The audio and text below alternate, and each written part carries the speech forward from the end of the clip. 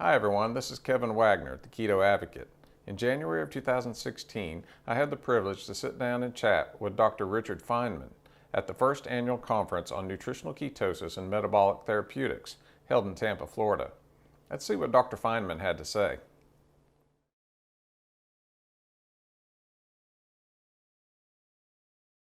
I'm trained as a chemist. My original interests were in protein chemistry and enzymology, and my current interest in nutrition and metabolism comes from teaching medical students. And when you teach intermediary metabolism, medical students see it the way somebody described the study of history, that it's just one damn thing after another. So you have to provide some consistent theme that they can relate everything to. And I used to teach all of metabolism through low-carb diets. And we teach a basic course, or we did. The curriculums have changed, but so I wasn't suggesting that anybody actually go on a low-carb diet, and but rather I used that as a teaching technique to teach all the different parts of metabolism. I actually got into it professionally hearing a talk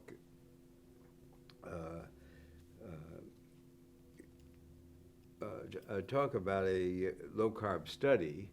This was it was actually the first serious low-carb study, serious in the sense that respected by the establishment, and the speaker, Gary Foster, was the major researcher, and he was invoking the first law of thermodynamics. And most chemists are very reluctant to say they're experts on thermodynamics, but I knew he didn't know what he was talking about. So I tried to I thought I would make a contribution by writing a paper describing where thermodynamics really does fit in. And it was not well received. Surprisingly, the nutrition field was not waiting for me to straighten them out. But that's how I got into it professionally. And I would say personally, I always knew that carbohydrates made me fat. I don't think I thought much of the low-fat idea or the diet heart hypothesis, but there's very little heart disease in my family, and I felt that the risk that I had was at obesity, so I wasn't worried about that.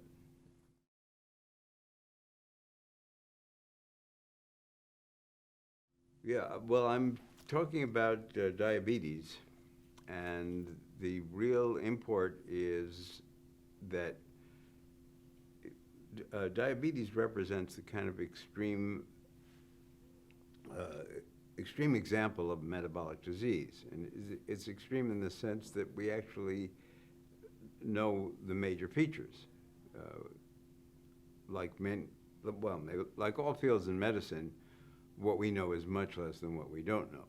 But we have a picture of the broad outlines, and the fundamental fact is that a low carbohydrate diet sensibly is the first approach to dealing with either type 1 or type 2 diabetes. You know, type 1, you don't have insulin, and you do have to take insulin has to be administered, but you will require less if you're on a low-carb diet. And in type 2 diabetes, it can be a virtual cure. People come off their drugs, their blood glucose is under control, and their lipids get better. So that's one part of it. The other part of it is that it's a serious health issue, and the fact that a major part of, I was going to say the nutritional establishment, but the nutritional establishment includes people who are in control of health agencies like American Diabetes, American Heart, And they are opposed to this, and it's, in my view, one of the worst scandals in the history of medicine. Now, what the rank and file in the American Diabetes Association do, we don't know. Most clinicians, in my experience, are lucky if they have enough time to fill out all that paperwork. Then they're not going to take time to fight with the American Diabetes Association. I wouldn't say that they're a criminal organization, but since lots of people do, I will tell you, it's a very serious condition. At least the nutritional end. I mean, there is what medicine is about largely, and is pharmacology. And in the pharmacology, they know a lot. But they're compromising everything they do in that area by the nutritional policy.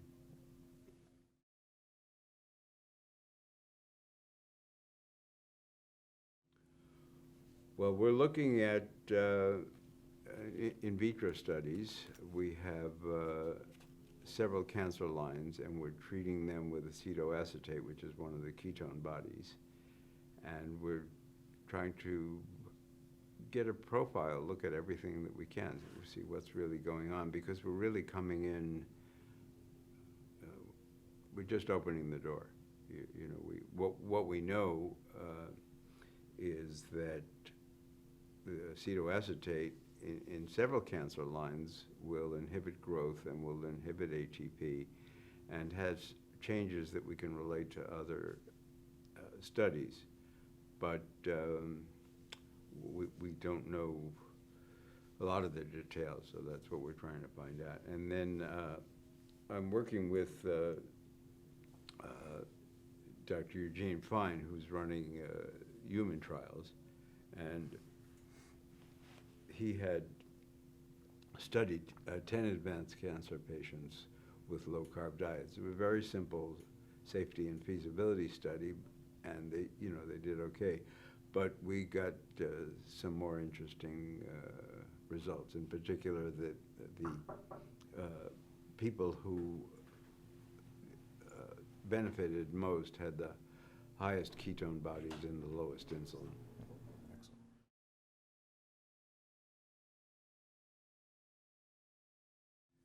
Yeah, we'd like to look at everything.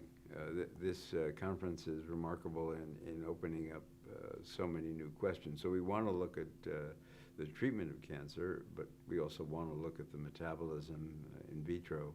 And to tie those things together, generally you need an animal study. So that's what we'd like to do. And like everybody else, we're trying to obtain funding for that.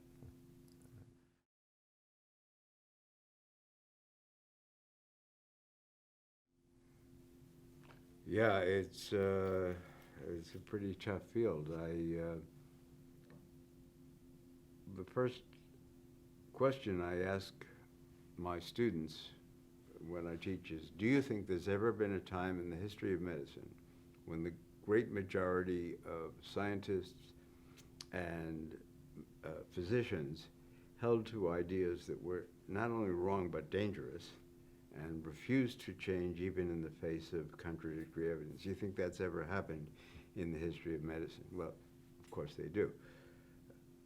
And I say that if you think that, then you got to at least consider the possibility that this is another such time, and that we have another set of theories like that.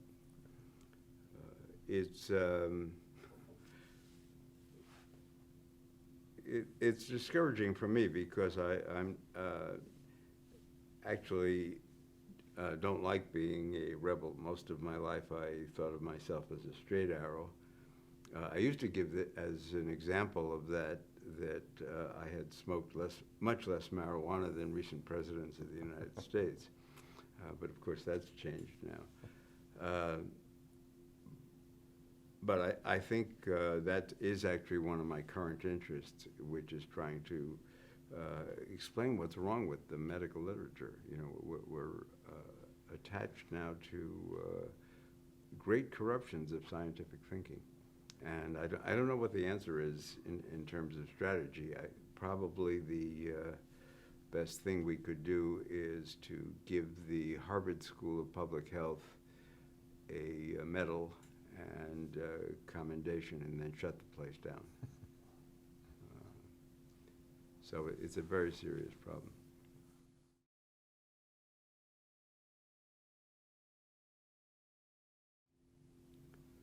Well, you know, medicine and science are really different. The practice of medicine, practice of science, they overlap, of course. The difference is, I'll tell you a great anecdote, which I read in a book by Abram Paes, who's best known for writing a biography of Einstein, but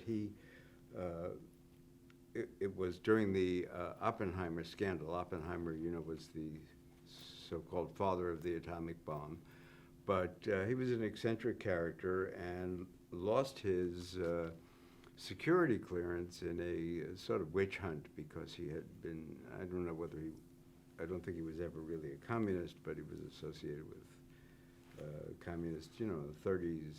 Every intellectual looked into that. In any case, he lost his security clearance, and Edward R. Murrow, who, you know, was one of the first great anchormen, as we call them, went to Institute for Advanced Study at Princeton to do a story on the Oppenheimer scandal. And at one point, he was talking to Pace and said, you know, this is the goddamnedest place in the world. And Pace said, well, why do you say that? And he said, well, this is supposed to be the intellectual pinnacle of the United States, and I've never heard so many people say, I don't know. And that's what you do in science. In medicine, if you have a patient etherized upon a table, you can't say, I don't know. You have to do something. And, you know, that is why we think very highly of physicians, because most of us don't want to shoulder that kind of responsibility. But it's a different thing. Doubt is what science runs on. Doubt is anathema to medicine. You have to have, you have to work with the best tool that you have at the time. You can't say that it's compromised in any way.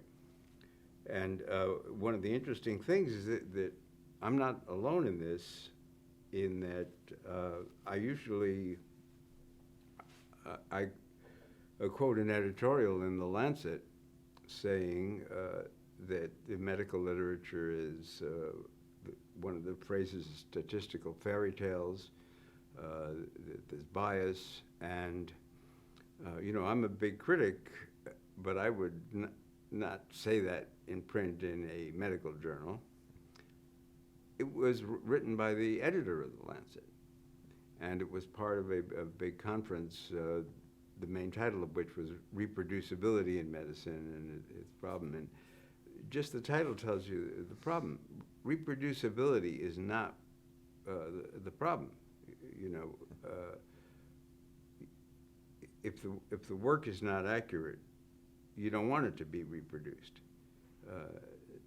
And you know, if you have inherent error, it'll be reproducible but won't mean anything. And science doesn't go after the truth, because you don't know the truth till the end. You try to find the best theory that will deal with the facts that you have at hand. And it's different in medicine. And so I don't know how to explain it. I can only think of it as a degree of self-delusion, because the errors in statistics, in my talk, I finished off my talk with what I call the four horsemen of the statistical apocalypse. And this includes reporting relative risk. You know, everybody says, the example I usually give is I can double your odds of winning the lottery with the following advice. Buy 2 tickets instead of 1. It doesn't tell you anything, you know. And relative risk continues to be reported. And I gave several other more technical examples. And it's difficult for me to understand because I teach in a medical school. Our curriculum is so difficult and so intense. And conversely, if you look at modern medicine, it's so powerful, not just technologically, but the training of the physicians and their abilities to deal with these problems. And at the same time, what you see in medical science is crazy. It's makes me think of, there now is a term which is Hanley's razor, which says you should not consider malice until you've excluded stupidity. And it's hard to see that these smart guys are so dumb in this particular area.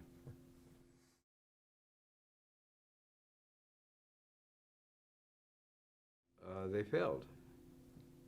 Well, the problem with those studies is that they asked the wrong question. I was at a conference in the European Association of Diabetes in Sweden, and the person who spoke before me spoke on the look-ahead trial. And what he said, how many people in the audience have heard of the look-ahead trial? I was sitting in the front row, so I couldn't really see, but apparently lots of people had heard of it. And then he said, how many people thought that it failed? And apparently it was the same number of people. And he put up a slide, and it showed the change in progression of heart disease, risk of heart disease in a control population, and one that had been put on a low-fat diet and counseling and all the things that they recommend, and the curves were the same. And he said, well, that didn't show any difference, but these are the pluses that we found. And it took me a while to realize that he didn't understand. The study was a success. It was not a failure. It was a success if it was asking the question, does a low-fat diet work? And the answer, got a good answer. No, it doesn't. It was a well-designed experiment, well carried out. The answer was no. He was asking the question, can I prove that a low-fat diet is good, and therefore it failed? Well, that's not right.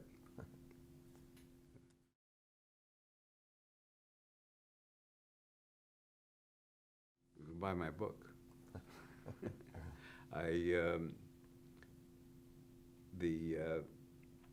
It took me a long time to write the book, maybe 8 years, and the reason I mentioned that, well, the two reasons I mentioned that. First, it took so long to write it that I didn't remember a lot of what was in it, and coming down here, I was reading it, and it's pretty good. I recommend it. The other point about how long it took to write is that the reality has almost outstripped the book, because I raised so many questions about what was going on. And on the one hand, people are really much more recognizing the value of carbohydrate restriction and the problems in the traditional medical literature, which are two of the themes that I brought out. At the same time, they're trying to stonewall it. I mean, some are trying to stonewall it, and some are finally accepting it. So I think it's more of a prediction to the future than I thought it was. So that's the idea. And I think one of the things that was in there that has changed my life is that writing it, I have to face the real breakdown in science as it's in the literature, and especially in medicine. And it's well known that scientists don't like philosophy of science. It's not just that it has, pompous statements like hypothetico-deductive systems and stuff like that. They know that that's not what it's about. It's about behavior, scientific behavior. And the reason that scientists really don't like it is they know that no system in the world is a completely closed logical system. And if you look at philosophy of science, you're going to have to talk to the creationists. And that's not fun. What's the title of your book? The World Turned Upside Down, The Second Low Carbohydrate Revolution. The title comes from, I make an analogy between the revolution in nutrition, as I see it, and the American Revolution. The story is that when the British surrendered at Yorktown in the American Revolution, they marched out playing The World Turned Upside Down, which was a popular song at the time. And it's a great story, and it may be true. I'm not sure. I would say that one of the things I didn't mention in the book is that most revolutions, by analogy, most political revolutions are more like the French Revolution and the Russian Revolution. And wars in general go on a long time after they're really settled. I think it took quite a while before we got a peace treaty, even after Yorktown. So. Do you have a website where we could find more information? Yeah, there are. I have a blog which is called Feinman the Other.